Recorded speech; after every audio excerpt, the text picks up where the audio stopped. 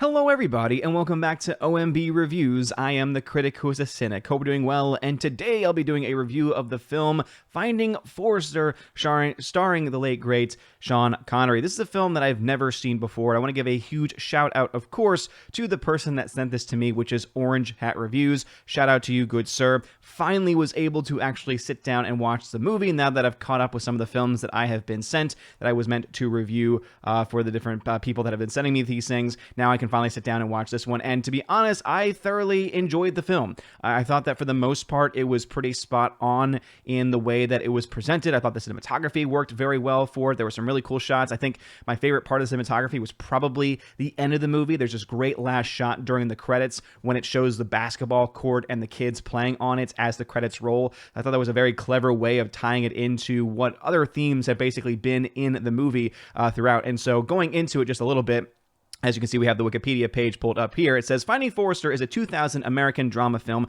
written by Mike Rich and directed by Gus Van Sant. Van Sant, whatever it is that you want to pronounce it as. In the film, a black teenager, Jamal Wallace, is invited to attend a prestigious private high school. By chance, Jamal befriends a reclusive writer, William Forrester, through whom he refines his talent for writing and comes to terms with his identity. Anna Paquin, F. Murray Abraham, Michael Pitt, Glenn Fitzgerald, April Grace, Busta Rhymes, and Charles Bernstein star in supporting roles. Although the film is not based on a true story, film critics have compared the character portrayed by Connery with real-life writer J.D. Salinger. Connery later acknowledged that the inspiration for the role was indeed Salinger, which, I'm going to be honest, I'm not a huge fan of J.D. Salinger overall, but I am a big fan of Sean Connery in this role specifically. And so I guess I can kind of lead into some of the positives with this film, which I think the biggest positive out of everything that's going on in this movie has to be the acting. I think that Sean Connery gives an incredible performance in this very reclusive role.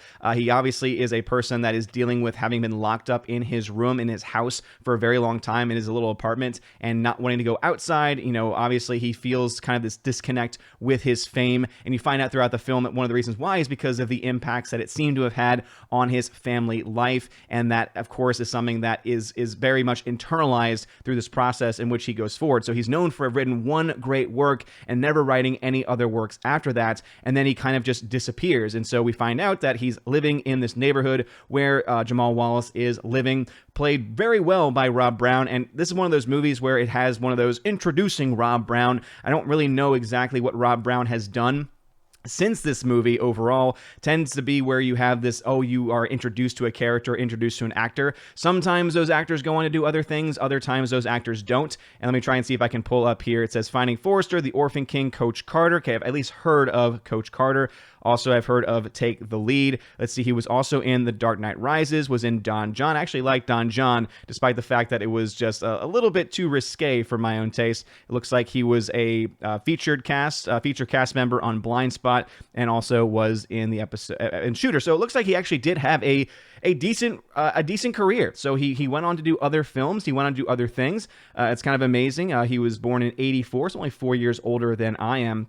But obviously the biggest role that he's known for is probably, going alongside and playing alongside the great Sean Connery, of course, because what else can you really say? This is a film that came out in 2000, and I will say that, with the acting, I think that the acting was great. The cinematography was great. The story to me was very predictable. I would say that the story is one of those things where it's both a positive and a negative, because even though the story works and the story as you go through the course of the film is definitely one where you're compelled by it. You care about the characters. You care about the journeys that they're going on. It is definitely by the numbers, right? There's no real twist or turns or things that you don't really see coming. Like everything that happens, you're like, yep, that makes total sense. I could have predicted that was going to happen from the very beginning. And so again, that's kind of that positive and negative aspect to the overall writing for the movie. I will say though that one of my least favorite parts of the film is actually the beginning. It opens up with a guy rapping, and as you all know, if you haven't been paying attention to my channel for a while, I'm not a big fan of rap. I don't like that genre. I just don't like it. It's just not something that appeals to me.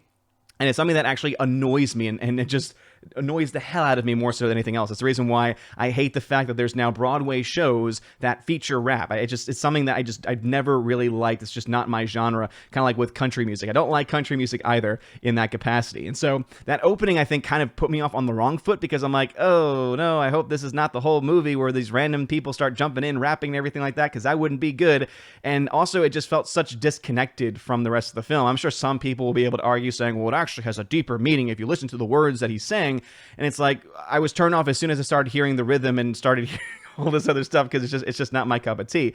And so luckily the film gets much better after that point, once you get past that. In fact, to be perfectly honest, I think if I were to ever watch this film again, I would probably just skip that opening and go straight into the story, because I don't think it really adds anything to it, right? You really have just establishing shots of where they are in New York and in the Bronx, and I understand that that was kind of a way in which they were going to try and add more to that that identifying mark, but to me it just kind of hit very flat. It just was something that I was not a big fan of. Gus Van Sant, though, I think is a very talented director.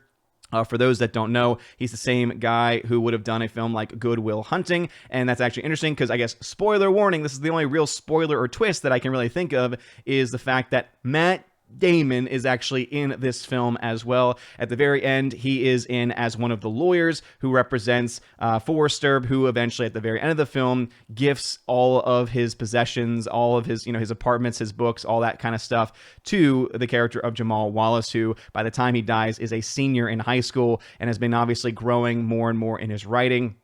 And also, of course, has been able to really connect and to really integrate into that new school and that private school versus the public school that he had come from as well. Busta Rhymes is also in the film, and I thought Busta Rhymes was, I guess, serviceable. Again, it was one of those things where I feel like they could have put in an actual actor into that role and it would have turned out a little bit better, but hey, it is what it is. I think at this point that would just be more of a nitpick than anything else. I think the writing for the most part is good, even though it is predictable. I think the direction is pretty well done as well. I think that him and the cinematographer really worked well together, because there were some really well framed shots throughout the movie. Overall, though, again, it's not a compelling enough narrative for me to say that it's groundbreaking stuff. I do tend to like films that are dealing with more of a narrative style. I do like when books are being read, books are being recommended, because that's something that I've always wanted to get more into in my life. Having ADD, it's sometimes hard for me to be able to, one, stay on point, which is why sometimes my videos are all over the place, but also when reading a book, it's sometimes hard to focus, which is why I'm so much more drawn to things like audiobooks. And yet I'm still always drawn to whenever books are mentioned. Some of my favorite episodes, for instance, of Boy Meets World. I don't know why I'm thinking of that. I guess because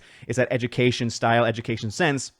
And there's that education similarity, is whenever they mention a new book and a new novel, because it's like, I kind of want to get this now and read it. And then unfortunately I realize, well, I probably will never get to it, because I just wouldn't be able to handle it all around. But it's, again, a very compelling story. I thought that it was very well done. It's not my favorite movie ever. It's not the best movie I've ever seen either. That beginning really, I think, sets you off on the wrong tone and the wrong note. And I feel like, again, you can just skip it if you want to watch the film and enjoy it just a little bit more. But overall, I would have to say that this film is solid. So I'm going to give this film a solid B. Again, I think Sean Connery is fantastic in the role. Cinematography is very good. The script is serviceable. And the direction, I think, is pretty much on point as well. And again, that supporting cast is pretty great, though I think F. Murray Abraham's character could have been fleshed out a little bit more. We find out just a little bit about his character. He's one of the teachers of Jamal Wallace, and he kind of has this very much this mindset of being against him, right? He doesn't want to believe that Jamal Wallace is a good writer. And again, there's this aspect of, I guess you could say, subtle racism in that approach. And I really do think that we shouldn't just have a character that is just going to be subtly racist without diving further into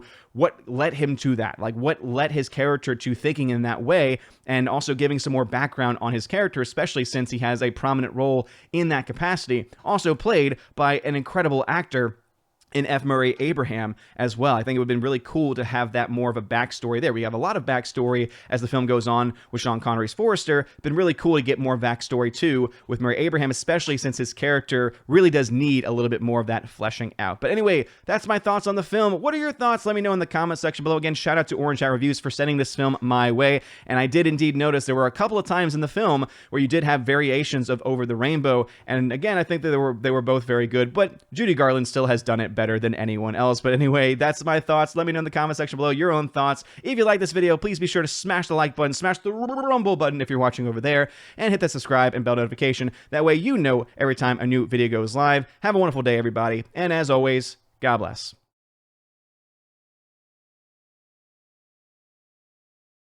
And now for a huge shout out to all of my December Patreon and Subscribe Star members, starting off with Patreon, Albertus Magnus, Andrew Hoyle, Animation Commentator, Brian P., Dion, Divex, Enrique Evangelista, Father Christopher Miller, hail to you, Father, Father Damien Cook, Garrett Searles, Harold Francis, The Hunky Chunky Funky Monkey, Inflamed Wood, It's a Trap Productions, Jason Clark, Jacob Juice, Jeffrey Toone, Jonathan Carney, Kenneth Cameo, Laura Story, Mad Mitch Dunaway, Mike Jackson, Mr. Peabody and his evil twin with the beautiful hair, On to June, Orange Hat Reviews, Out of Step with Reality, Outpost Dyer, Riff Magos, Rosetta Allen, Steve Glasker, Miss Martin Muses, also known as Teresa Martin, Theodore Bendon, Tina Bogend, Tina B., and the Modern Major General,